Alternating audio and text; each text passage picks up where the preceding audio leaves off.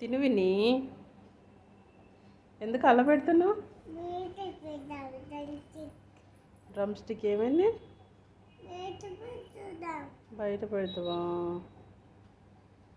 ఎందుకు అన్నం అలా తినకుండా అలా పెట్టావు?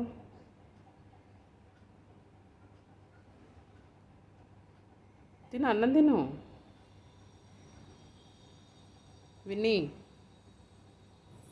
విని మస్కిటో కుట్టిందా?